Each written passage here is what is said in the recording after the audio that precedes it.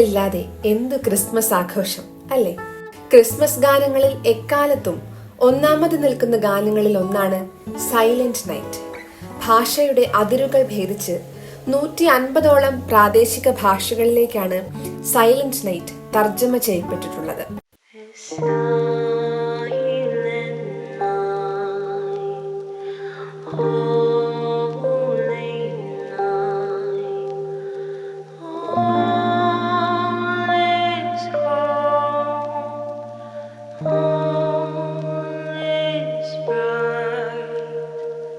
Silent night എന്ന ഗാനത്തിന്റെ പിറവിക്ക് പിന്നിൽ രസകരമായ ഒരു ചരിത്രമുണ്ട്. ഫാദർ ജോസഫ് മോർ ആണ് ലോക പ്രശസ്തമായ ഈ ഗാനത്തിന്റെ രചയിതാവ്. 1818 ജർമ്മൻ ഭാഷയിലാണ് ഈ ഗാനം രചിക്കപ്പെടുന്നത്. എല്ലാ ക്രിസ്മസ് ദിനത്തിലും പുതിയ ഗാനങ്ങൾ പാടുക എന്നത് ഓസ്ട്രിയയിലെ ഒബൻഡോർഫ് എന്ന ഗ്രാമത്തിലെ ദേവാലയത്തിൽ പതിവായിരുന്നു. അത്തവണത്തെ ക്രിസ്മസ് ഗാനം രചിക്കേണ്ട ചുമതല ഫാദർ ജോസഫ് മോറിനുമായിരുന്നു. ദിവസങ്ങൾ എടുത്താണ് അദ്ദേഹം ഗാനരചന പൂർത്തിയാക്കിയത്. എന്നാൽ എഴുതിയ പാട്ട് അദ്ദേഹത്തിന്റെ കയ്യിൽ നിന്നും നഷ്ടപ്പെട്ടു. ഇനി എന്ത് ചെയ്യും എന്നറിയാതെ വിഷമിച്ചിരിക്കുമ്പോഴാണ് മുൻപ് താൻ എഴുതിയ ഡയറി കുറിപ്പുകളെ കുറിച്ച് ഫാദർ ജോസഫ് മോർ ഓർത്തത്. പെട്ടെന്ന് അതെടുത്ത് വായിച്ചു. ആ ഡയറി കുറിപ്പുകൾ നൽകിയ ചിന്തകളിൽ നിന്നാണ് പുതിയ ഗാനത്തിന്റെ പിറവി.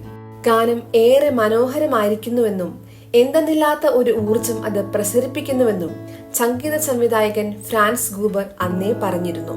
അത് അക്ഷരാർത്ഥത്തിൽ ശരിയായി എന്നുള്ളത് പിന്നീടുള്ള ചരിത്രം.